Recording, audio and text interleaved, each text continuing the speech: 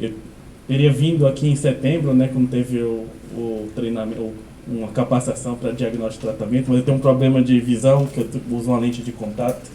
E eu, na semana que eu vim, eu perdi a lente de contato, eu não tinha nem condições de sair de casa direito.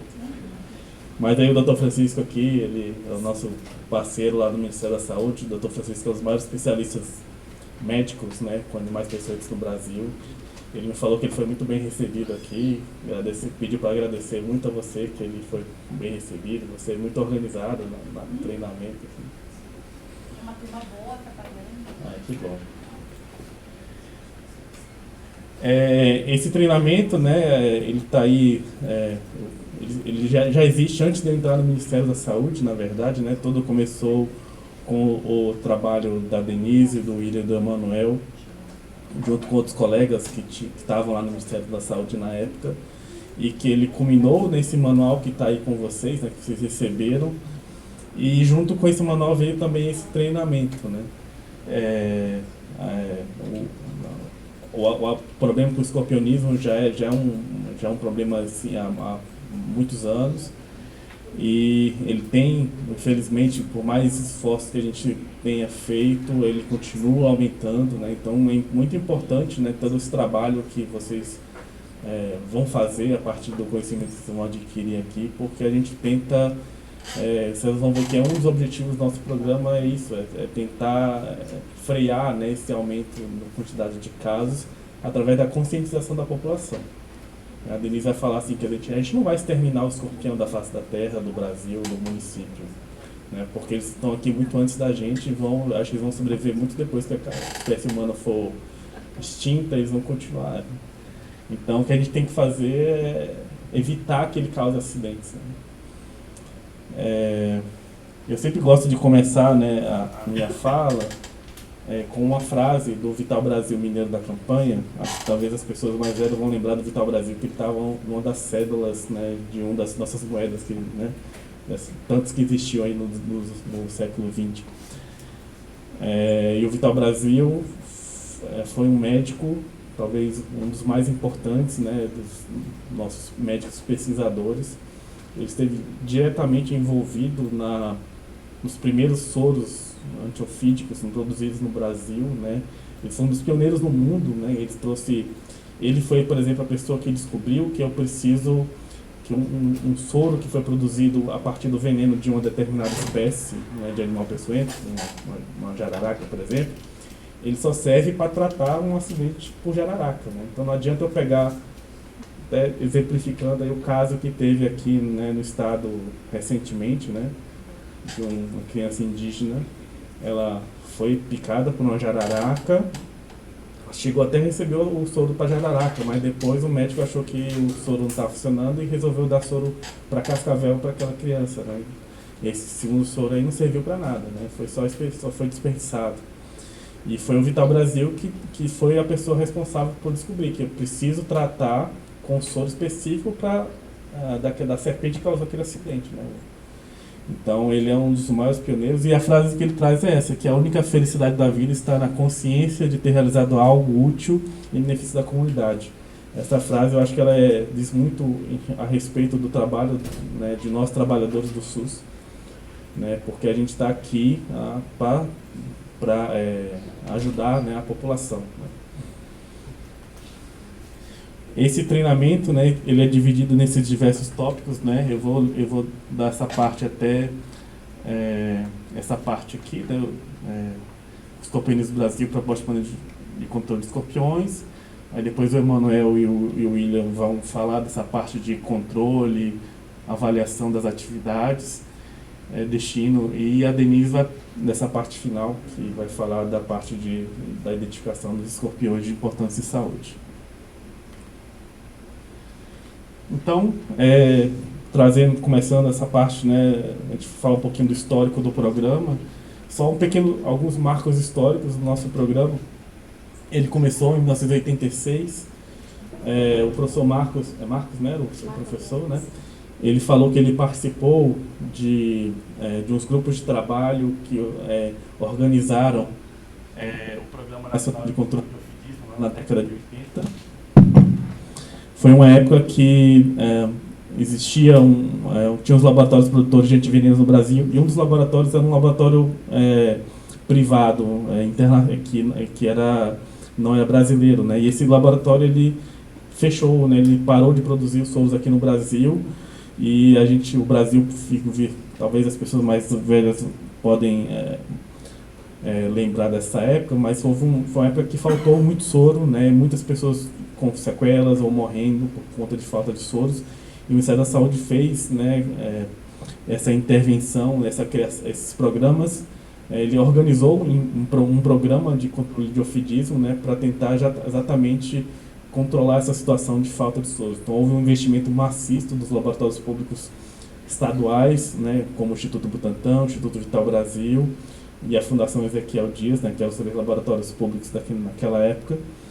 Organizou esses núcleos de ofiologia, né, para conhecer as serpentes da nossa fauna, e extração de venenos também para a produção de soros. Então foi uma época, né, que foi a primeira vez que foi estruturado, né, no âmbito do Ministério da Saúde, esse programa de controle de ofidismo. E depois, em 88, foi adicionado, né, o controle também de escorpiões e aranhas, e ele passou a se chamar de Programa Nacional de Controle de Acidentes por Animais Peçonhentos. Em 2009, né, eu tinha falado, né, que foi lançado o Manual de Controle de Escorpiões, né, junto com esse programa que inclui também esse treinamento. Em 2010, e apenas em 2010, o programa foi, na verdade, o agravo, ele passou a ser um agravo de notificação compulsória no SINAM. O SINAM é o nosso sistema de informação de agravos de notificação, né, onde são notificados acidentes, doenças e agravos, né, incluindo o agravo de acidentes por animais peçonhentos. Então, só em 2010 que houve a obrigatoriedade, né, do profissional que está ali atendendo um caso de acidente por animal peçonhento de notificar este caso, né. Então, eu nem gosto de tratar, embora eu tenha um acesso aos dados anteriores a 2010, mas como não eram dados obrigatórios, os acidentes não eram obrigatórios de serem notificados, então eu evito utilizar esses dados. Em 2014, né, foi a portaria 1138, acho que acho que está aqui em cima, né? Foi definida as ações, eu não vou acho que está fora de foco aqui, e o serviço de saúde voltados para vigilância, prevenção e controle de zoonoses e os acidentes por animais peçonhentos e venenosos de relevância para a saúde pública. Foi lançado, né, então, esse manual de zoonoses, né, que ele traz algumas das ações voltadas para o agravo.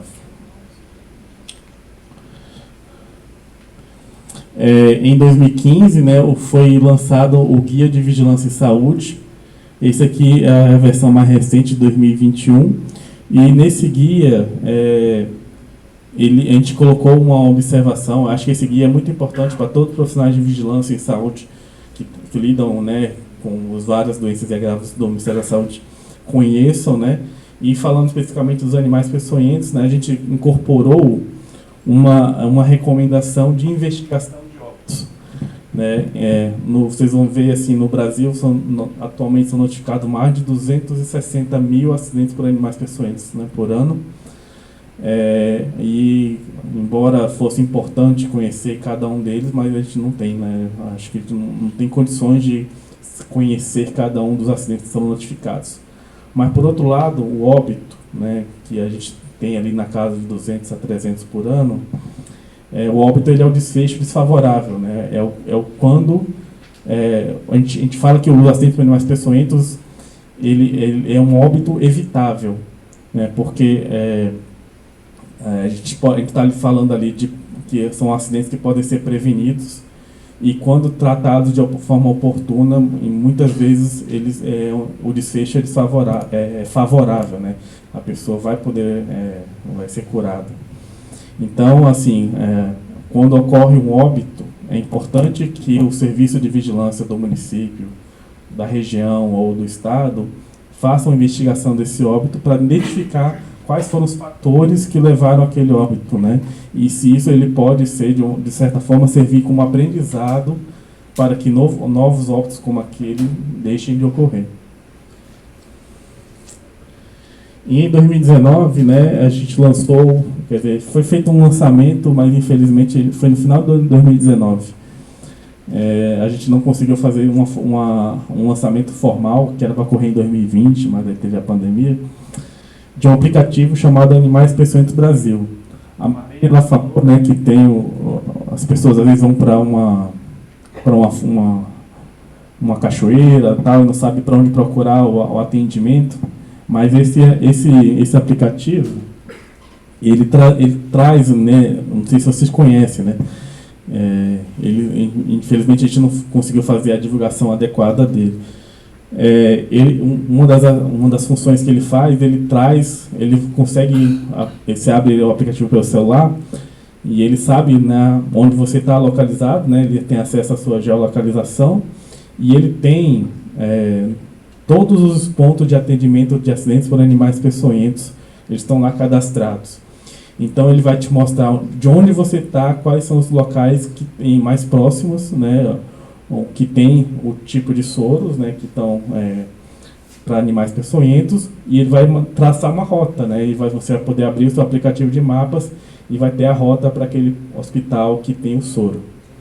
Se eu não me engano, Márcia, Mato Grosso foi um dos poucos estados que não mandou para a gente os pontos de atendimento. Isso foi solicitado?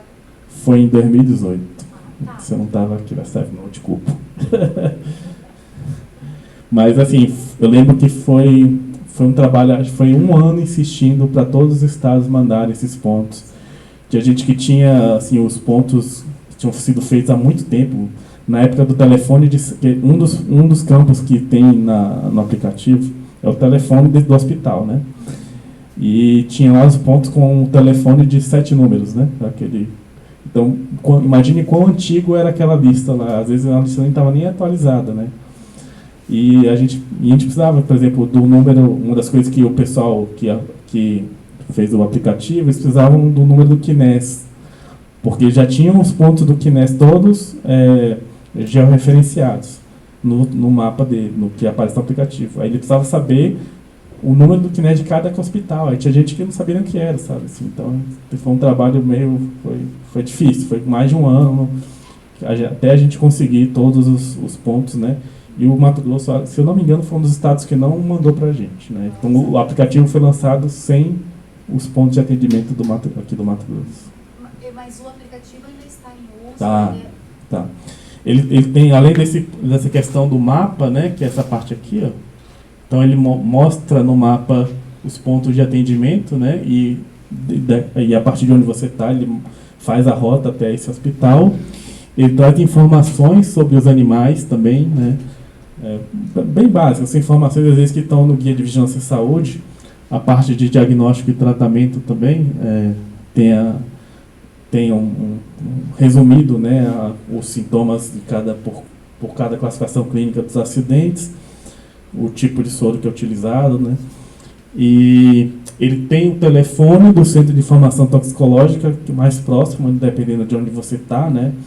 Então ele tem um botãozinho aqui que ele liga para o telefone do Ciatox, ou ele tem a lista de todos os Ciatox também com o telefone. E uma outra coisa que eu tinha colocado, mas seria muito útil até para vocês, né, que são agentes de saúde. Ele tem a possibilidade de você fazer um registro fotográfico de um animal peçonhento que você encontrou. Você está fazendo uma busca numa casa, você encontrou um escorpião. Aí você, dentro do aplicativo, você tira a foto do escorpião, aí você identifica lá com um escorpião, ele vai ter georreferenciado aquela foto também. E tem um site que o gestor do município, do estado, acessa, que ele vai ter cada registro que foi feito, né, de cada foto, ou que não só que esse aplicativo não é só para a gente, ele também para a população. Então eu moro na minha casa, encontrei uma aranha, eu tiro a foto, falei lá que encontrei uma aranha. Então o gestor do estado vai ter, de cada bairro, de cada local do seu município, ele vai ter acesso onde as pessoas estão mais encontrando mais escorpião, mais aranhas, mais serpentes. Seria muito útil, mas ainda esse aplicativo ele ainda tem acho que precisaria ter uma reunião com os gestores dos estados primeiro, né, para mostrar todas essas funcionalidades dele que a gente ainda não conseguiu fazer. O Programa Nacional de Controle de Acidentes por Animais Peçonhentos, ele tem 2 objetivos. Um deles eu até já mencionei mais cedo, que é quando eu falei da questão de que a gente não está aqui, é que uma das formas que a gente quer evitar é o aumento da quantidade de acidentes notificados, que é o objetivo de reduzir a incidência dos acidentes por animais peçonhentos por meio da promoção de ações de educação e saúde.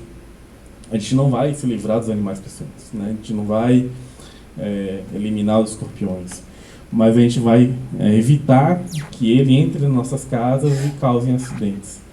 E isso é através da educação e saúde. E isso a gente conta com colaborações, né, de vocês, agentes de saúde, profissionais de vigilância, que estão ali fazendo contato com a população. É importante que vocês passem, né, o conhecimento que vocês adquiriram sobre como é que faz a prevenção dos acidentes. Então, isso também pode ser feito, né, através de confecção de materiais, treinamentos como esse, né? Então, é importante a gente ter esse tipo de conhecimento para passar pela população. O segundo objetivo, que é o de reduzir a gravidade e, consequentemente, a letalidade dos acidentes por meio do atendimento oportuno e adequado do acidente. A gente tem um dado de que acho que cerca de 40% dos cursos de medicina nas universidades públicas brasileiras não traz no seu currículo um tema relacionado a animais peçonhentos. E isso é muito grave, ainda mais porque o Brasil é um dos países assim, que tem o maior número de pesquisas sendo desenvolvidas com venenos de animais peçonhentos. É um dos países que mais notificam acidentes no mundo, né? Então a nossa fauna de animais peçonhentos é muito grande e está aí causando muitos acidentes. E infelizmente os nossos médicos, eles sabem ali, né, manipular, utilizar os equipamentos mais caros, mas coisas simples, né, como uma coisa que afeta tanto a nossa população, às vezes eles não têm esse conhecimento. E o que a gente pode fazer, pelo menos no âmbito do Ministério da Saúde, é fornecer esses cursos, né, de capacitação para esses profissionais que estão atendendo ali na rede do SUS, que o Brasil é um dos poucos países do mundo que o tratamento para animal peçonhento é totalmente gratuito no âmbito, dentro dos hospitais da rede do SUS. Então, esses profissionais que estão ali trabalhando, é importante que eles tenham esse conhecimento para ele fazer o tratamento adequado, né? E isso, a Márcia até mostrou lá na quantidade de acidentes ignorados, né? Então isso não deveria nem estar ali no nossa ficha, né? Porque se a pessoa não sabe nem o que é que causou o acidente, porque ele está notificando, né? Não sabe nem se foi um animal peçonhento.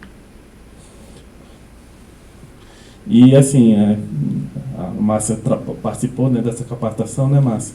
Não é nada complicado você conhecer a clínica relacionada a cada tipo de animal peçonhento.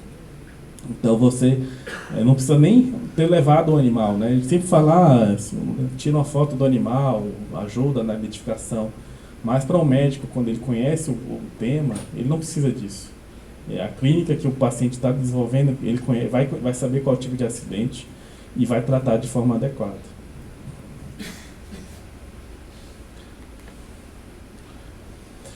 Esse é o histórico dos programas de notificação, né, do Sinan. Ele começou numa versão DOS, lá na década de 90. E atualmente, né, a gente está na versão Sinanet, mas, acho que, se não me engano, 2 semanas atrás, foi lançado, né, o ESUS Linha da Vida.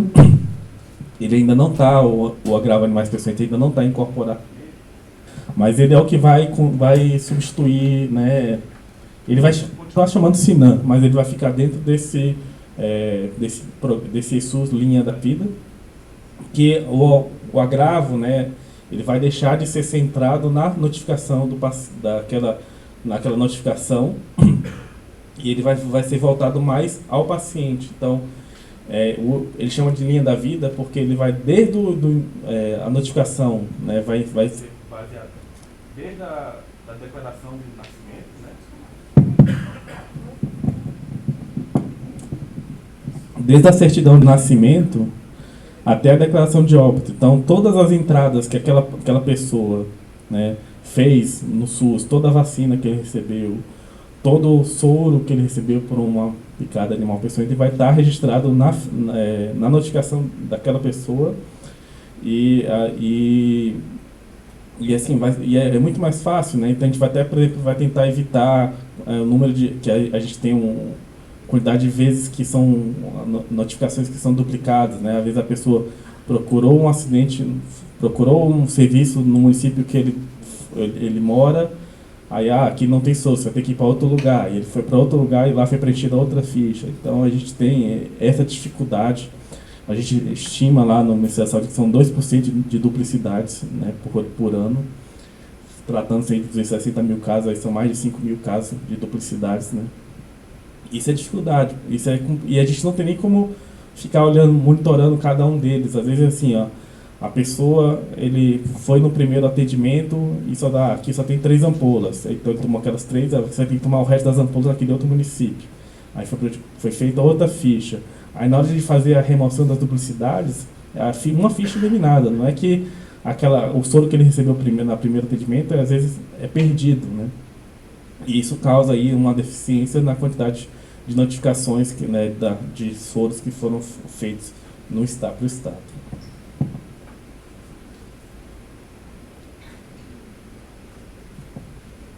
E quem tiver dúvida, quem quiser comentar alguma coisa, esteja à vontade, tá bom? Eu prefiro que seja mais esse bate-papo. Até 2006, existia a ficha do Sinan que era a versão Sinan Windows. Ele tinha um campo, quando você notificava o tipo de acidente como escorpião, você poderia preencher o tipo de escorpião, né? Tites cerulatos, tites baienses, tites tigmuros, botriuros. Só que imagina, já é difícil para nós biólogos, às vezes, reconhecer o tipo de animal do escorpião. Imagine para o médico que está ali atendendo, né? Então, isso foi um campo que era muito mal preenchido e resolveu-se que ele fosse retirado, né, da ficha. Então, na versão seguinte, né, do Sinan, não consta mais essa questão do tipo de escorpião. E como é que a gente faz, então, para obter as informações que a gente... quais são os tipos de escorpiões que estão causando acidentes na nossa região, né? Implantando o sistema próprio para ocorrência de escorpiões, né? A gente vai falar sobre isso aqui, né, como atividade de controle de escorpiões. É importante ter, né, mesmo que seja por planilhas manuais, que os escorpiões que estejam ocorrendo nos nossos municípios, que sejam conhecidos, né? E que, inclusive, isso facilita posteriormente, né, se precisar saber qual tipo de escorpião que causou um determinado acidente, porque eu sei que no meu bairro ocorre mais esse tipo de escorpião. Então isso sempre facilita. Alguma dúvida, pessoal, até esse momento? Vou falar então agora um pouquinho dos dados nacionais, dos dados epidemiológicos do Brasil. Desde 2004, né, quando ainda não era obrigatória a notificação de acidentes no Sinan, desde 2004 o acidente de escorpião passou a ser o principal causador de acidentes no Brasil. Desde então, a quantidade de acidentes por escorpião, aqui não começa em 2004 não, aqui começa em 2010. Desde então, a quantidade de acidentes por escorpião, que é essa primeira barra verde aqui, só aumentou. Chegou a um cúmulo, né, entre 2017 e 2018, um aumento de quase 30%, né, de um ano para o outro na quantidade de acidentes notificados. A Márcia falou nos dados dela, né, que em 2019 foi a quantidade, aumentou, né, teve uma grande quantidade, foi quando teve uma notificação de acidentes, né. Em 2020, né, o primeiro ano ali da pandemia, teve uma diminuição da quantidade de acidentes. Isso refletiu-se também nos acidentes nacionalmente. A gente imagina, né, que muitas vezes as pessoas ficaram dentro de casa, tinham mais cuidado com a limpeza, então os escorpiões que eram encontrados eram talvez de estar mais limpo, né, dentro de casa, estar dentro de casa e fazer essas limpezas, acho que diminui a quantidade de acidentes notificados. Pode-se pensar também que, né, por conta de que muitos leitos estavam sendo ocupados, né, por pessoas com Covid, as pessoas tinham, às vezes, eram picadas por escorpião, mas tinham receio de procurar um atendimento. Eu acho que é o próprio medo de procurar assistência, né? De procurar uma unidade de saúde, porque, pelo menos, eu acho que isso não foi diferente no país como um todo. Aqui, quando começou, né, os decretos daquela coisa né, de máscara, e daí não vai em tal lugar, não pode isso, não pode aquilo, as pessoas também, quando começou a ver a situação da pandemia, começou a se sentir mais retraída. Então, só procurava hospital para quem estava no último dos últimos casos, assim, que precisava realmente. Então, eu acho que esse também pode ser um dos motivos. Sim. Você tinha falado, né, na sua apresentação da quantidade da taxa de letalidade de acidente por abelha, né?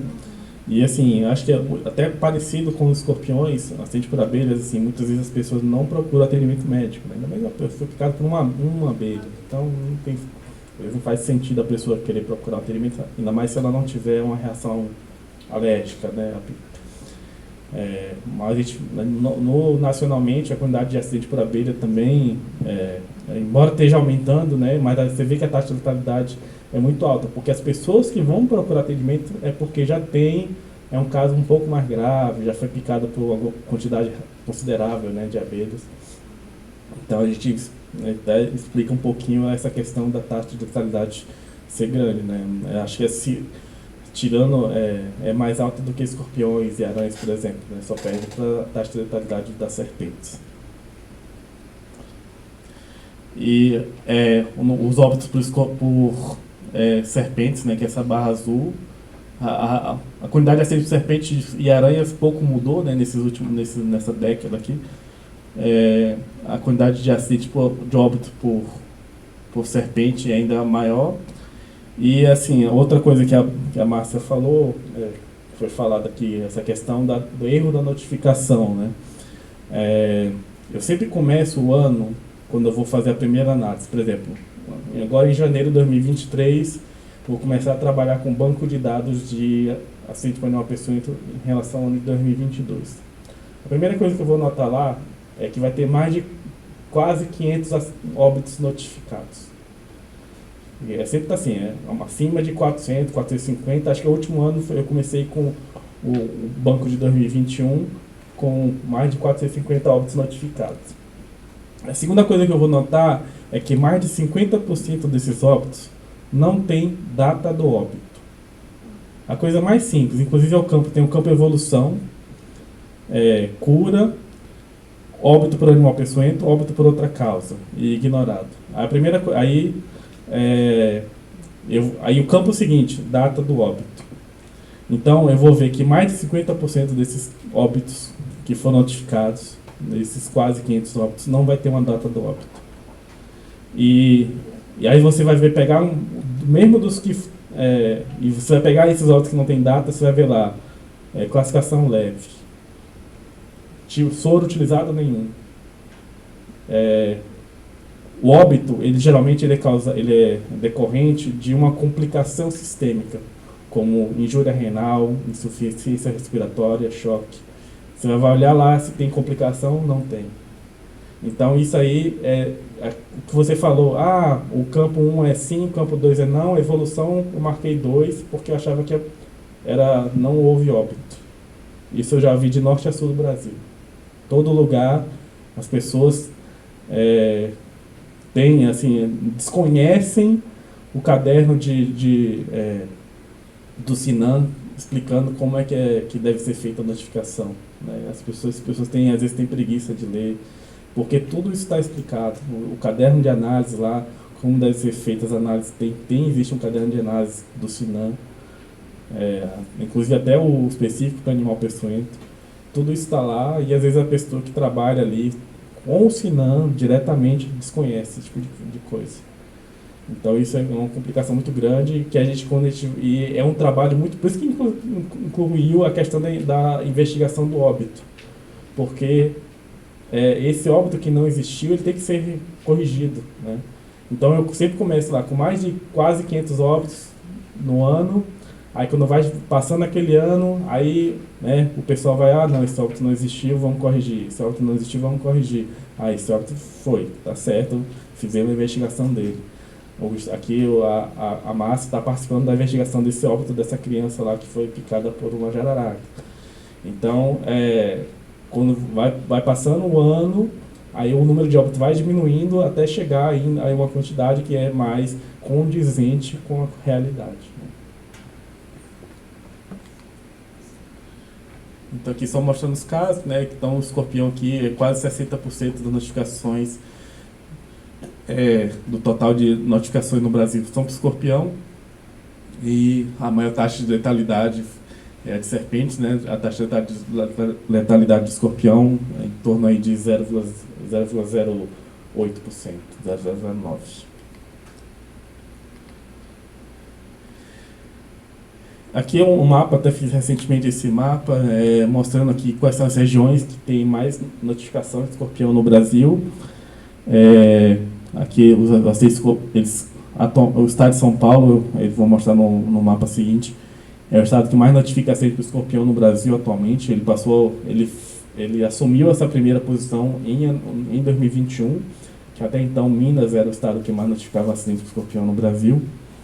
Então os escorpiões, os acidentes, eles se concentram nessa região aqui de São Paulo, sul de Minas, essa região aqui do norte de Minas, sul da Bahia, e a maior taxa de incidência de escorpião é nessa região litorânea aqui do Nordeste, chegando aqui até Fortaleza.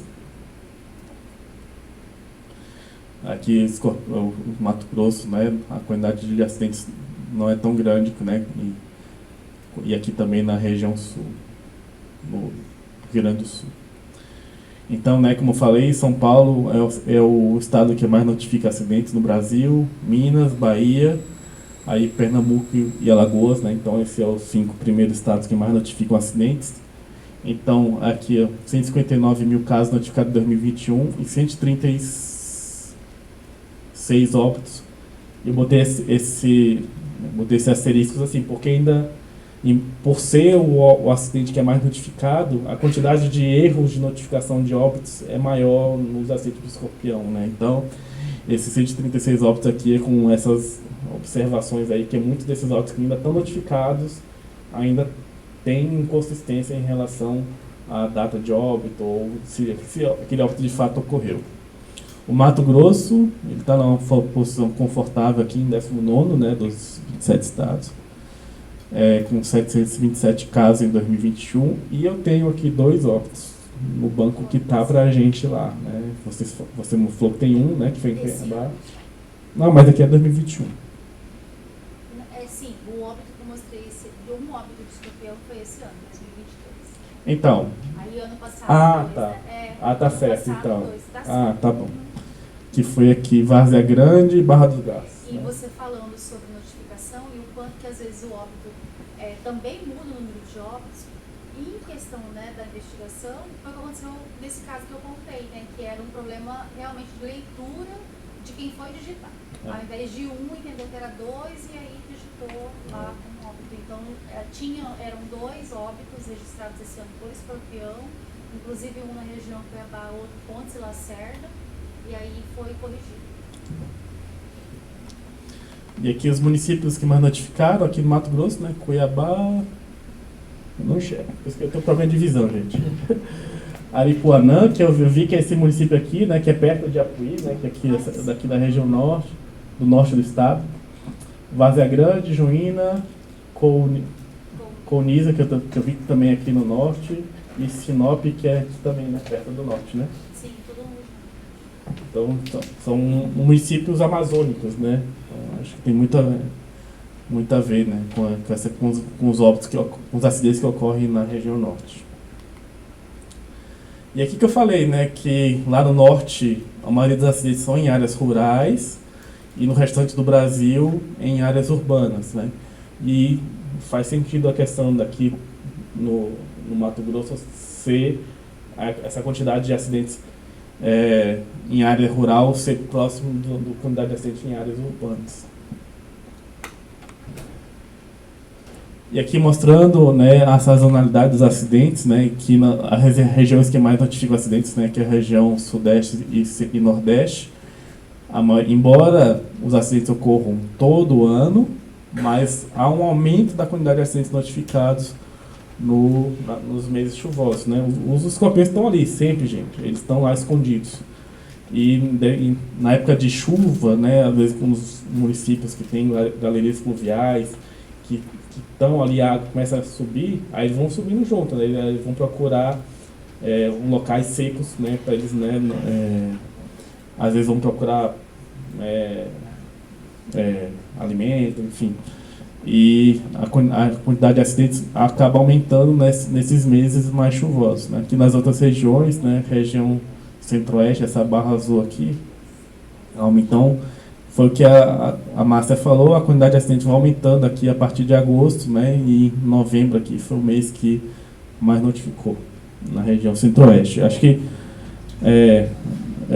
região centro-oeste, esses dados aqui, eu acho que são muitos dados de Goiás e do Distrito Federal. Tem lá, são áreas que tem o Títio Serrolatos, né?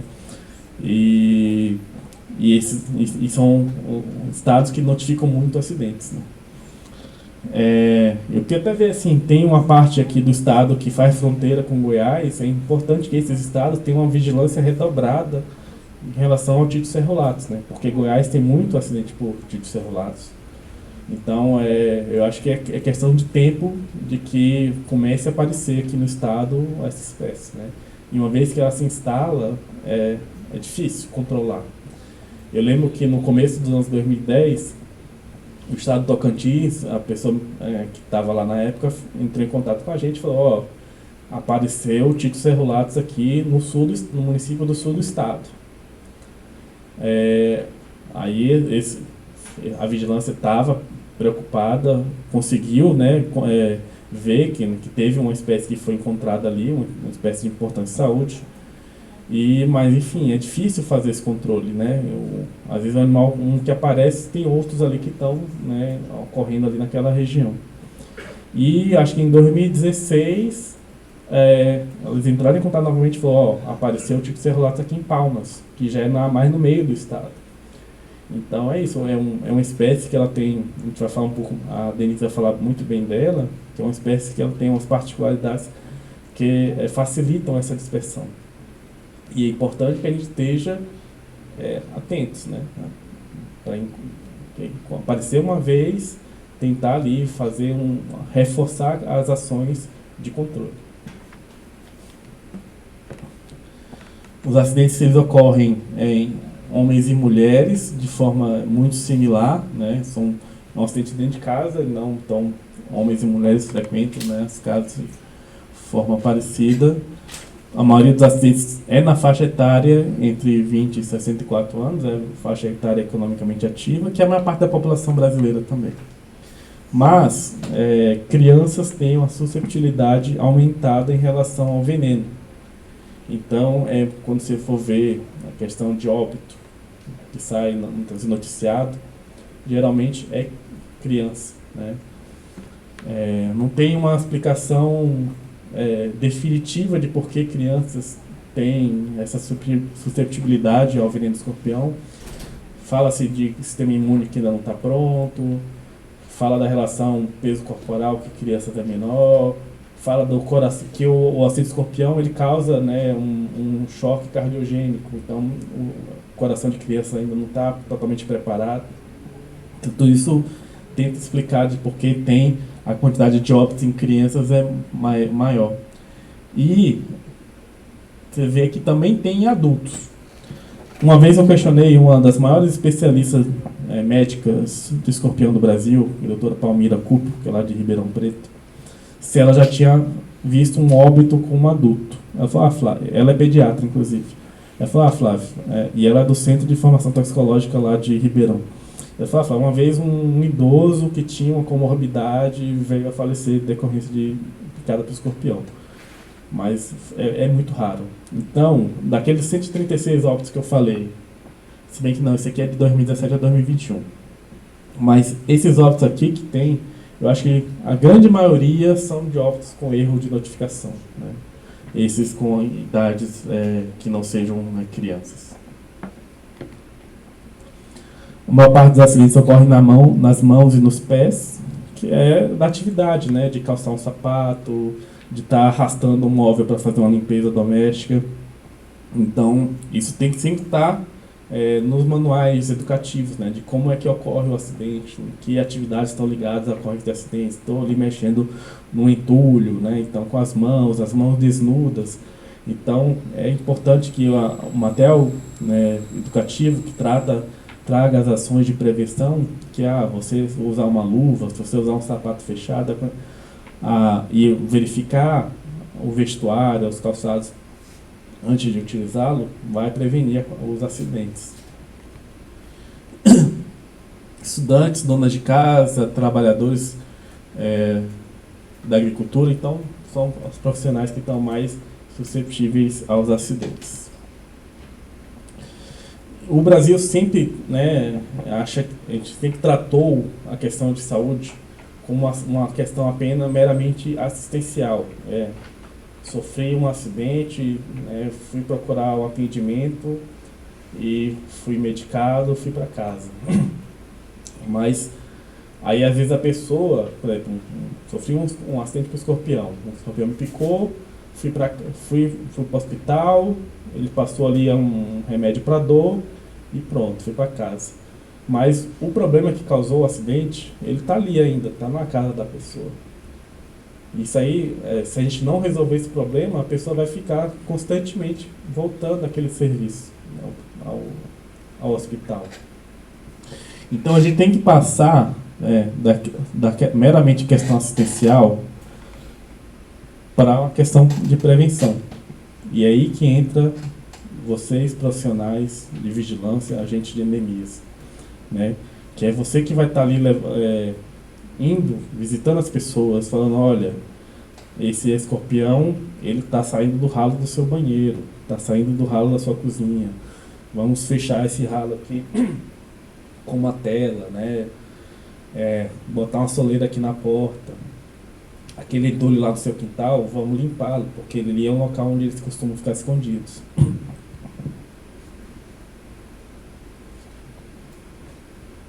Então a gente tem que sair de apenas atender os casos, né, apenas assistência, para preveni-los, né. E nesse caso, esse trabalho de prevenção, a gente vai ter que conhecer dois conceitos que são importantes, que é o de fonte de risco e exposição. A fonte de risco é a presença do escorpião naquele ambiente, né? E como é que aquele escorpião está lidando ali com aquele ambiente, como é que ele está entrando na casa, como é que ele está se escondendo, onde ele está procurando alimento, né? E a exposição é a presença de susceptível, que é a pessoa, né? E o agravo, ele ocorre quando a fonte de risco encontra o susceptível, né? Então, quando ocorre a exposição à fonte de risco. A proposta de manejo contra os escorpiões, alguma dúvida, pessoal, dessa parte anterior? Não. Vamos olhar nosso horário? Meio-dia. Vou correr essa parte final aqui, para a gente ter tempo de terminar mais cedo. A Márcia falou, né, que queimadas aqui, né, eram animais que às vezes antigamente estavam restritos a áreas preservadas, né. Lá no Distrito Federal, Brasília é um dos municípios que mais tem acidente de escorpião no Brasil, tá? E até a década de 70 não tinha o Tito Serrolato lá no Distrito Federal.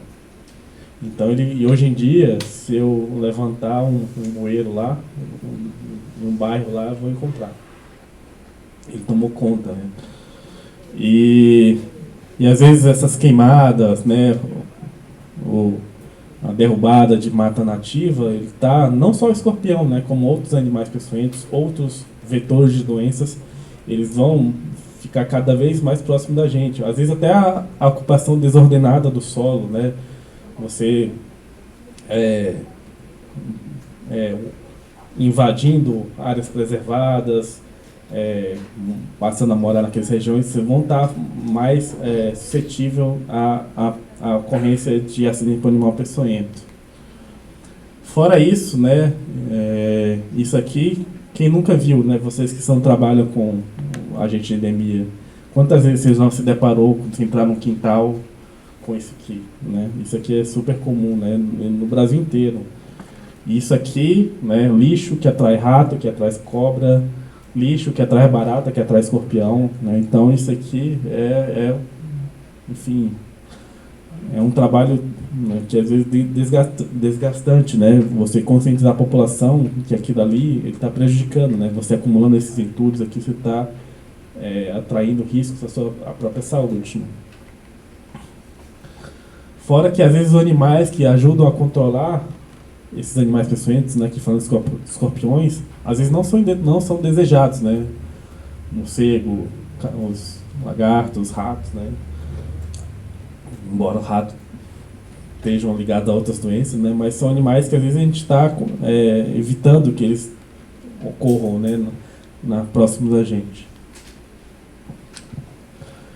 Aqui outro problema, né? Começando aqui no ano 2000, entre 2000 e 2021, a quantidade de acidentes de escorpião aumentou 13 vezes praticamente, a quantidade de óbitos aumentou mais de 10 vezes, e o número de municípios brasileiros, né, já são mais de 4.200 municípios que notificaram pelo menos um acidente de escorpião do Brasil. Então, dos 5.700, 4.200 têm notificado. Então, o escorpianismo está causando acidente em todo lugar. Né?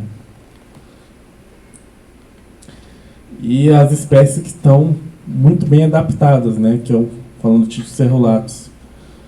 Isso aqui é um cálculo teórico, né? Não tome isso como uma verdade absoluta, né? Mas isso aqui é só para ilustrar, por exemplo, que um Titus cerulatus foi falado, né?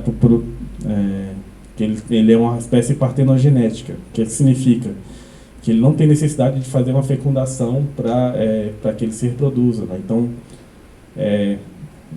encontrado sobretudo fêmeas, né?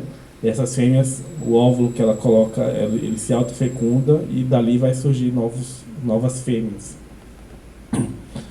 Então, uma fêmea de Titus cerulatus, ela tem em média 17 filhotes por gestação e vive em média 52 meses, né? Por volta de 4 anos. Então, no tempo que ele vive, né, na quantidade de gestações que ele tem na vida dele, ele consegue gerar 168 filhotes durante uma vida. Se você pegar um Titus cerulatus e os seus descendentes, né, esses 168 filhotes, então ele consegue, em tese, produzir até mais de 6 milhões de novos escorpiões durante a vida desses escorpiões. Né? É claro que muitos são predados, né, enfim, nem sempre ele só consegue se reproduzir quando ele está em condições favoráveis. Então, isso aqui é apenas um número teórico. O Titus cerulatus, ele surgiu ali, os primeiros registros dele daqui na região de Minas Gerais, e hoje em dia, né, ele já está aqui do Rio Grande do Sul até aqui, né, no Ceará, aqui no estado de Goiás. Então, ele tem por diversas adaptações que fizeram ele se reproduzir, se espalhar. E aqui tem um estudo que mostra uma outra adaptação dele também, né? Esse estudo, pegaram 3 arenas com esse escorpião amarelo, né, que é o Titus cerulatus, e eles foram divididos, né, em 3 arenas. Na primeira arena, o escorpião ele tinha acesso tanto à água quanto ao alimento. A segunda arena, ele não tinha acesso à água. E na terceira arena, ele não tinha acesso ao alimento. Ele tinha mais uma arena que ele não tinha nem acesso nem à água, nem ao alimento. Então, na primeira arena, que ele tinha acesso à água e alimento, ele começou ali com 100% dos indivíduos, e depois de 400 dias, tinha aqui ainda por volta de 70% dos indivíduos ainda estavam vivos, depois de 400 dias. Na arena, que ele não tinha nem água, nem alimento, Eles sobreviveram ali por volta de, acho que foi uns 40 dias, mais ou menos. Não vou enxergar daqui, mas eles morreram rapidamente. Na outra arena, que ele não tinha acesso à água, eles também morreram rapidamente. Que a água é muito importante ali para eles. E foi parecido com a arena que ele não tinha nem água nem alimento. Agora a arena mais interessante foi essa daqui. É que ele não tinha acesso ao alimento, apenas a água. Então, precisou ficar quase 400 dias para que todos os escorpiões daquela arena morressem. Significa que um escorpião, se ele tiver acesso à água, à umidade, ele consegue ficar quase 400 dias vivo, sem se alimentar. Então, se ele estiver ali numa tubulação de esgoto, paradinho, ali um lugar que passa a umidade, às vezes, se ele ficar parado ali, ele vai conseguir sobreviver esse tempo todo. Então, eu detetizei minha casa. Aí tinha um escorpião ali que estava perto ali de uma pilha de tijolo, que é um tijolo, ele consegue, tem muito higroscópico, né? Então fica ali um pouquinho de umidade ali para ele, está sempre chovendo. Então, aquele escorpião que você detetizou sua casa e aquele escorpião ali está ali protegido, fica paradinho ali, sem se mover, sem precisar ter acesso, sem precisar entrar na área que está detetizada. Então, ele ficando ali parado, ele vai ficar ali mais de um ano. Ele pode ficar ali mais de um ano.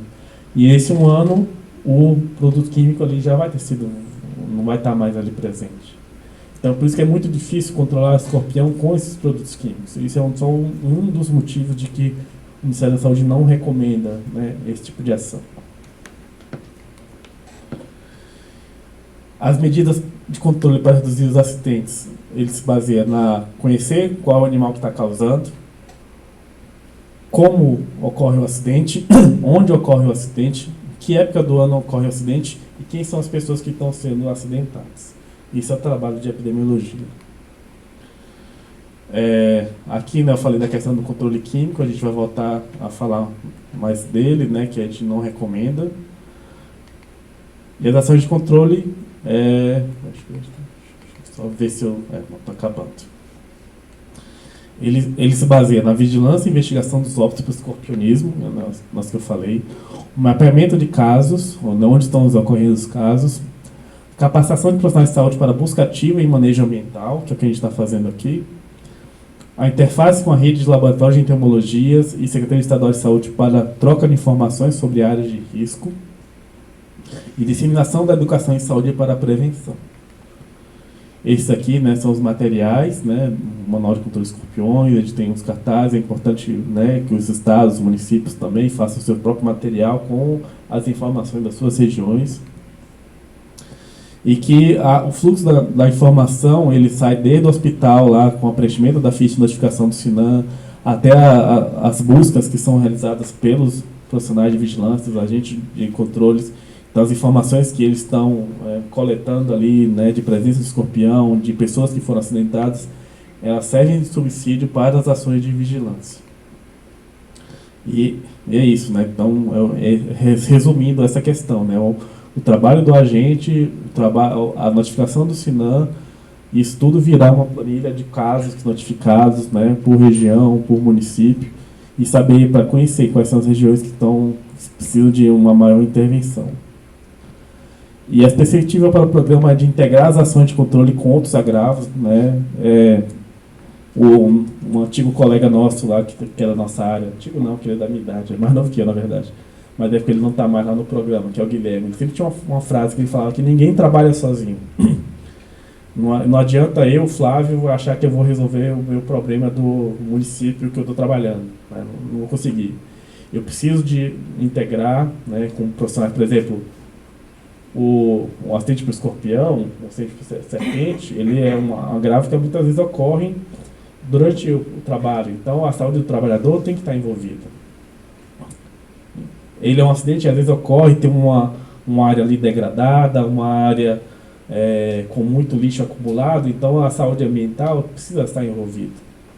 Então, é importante que a gente consiga trabalhar com as pessoas.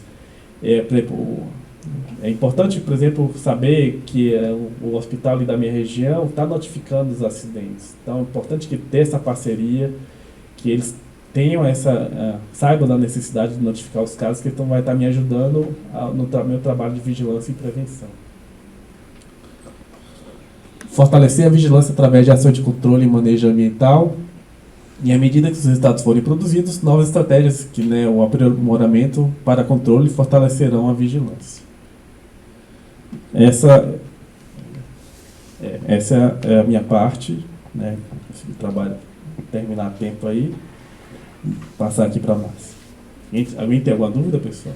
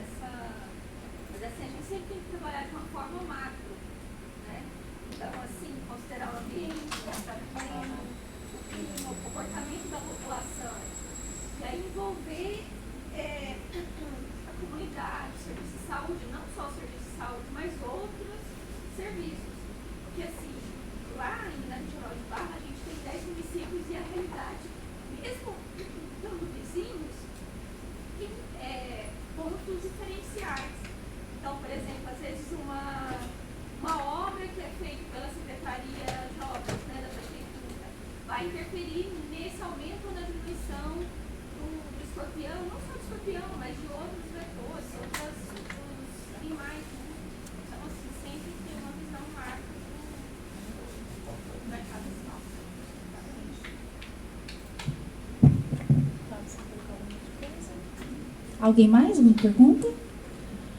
Pessoal, já são 12:30 e pouquinho. Nós precisamos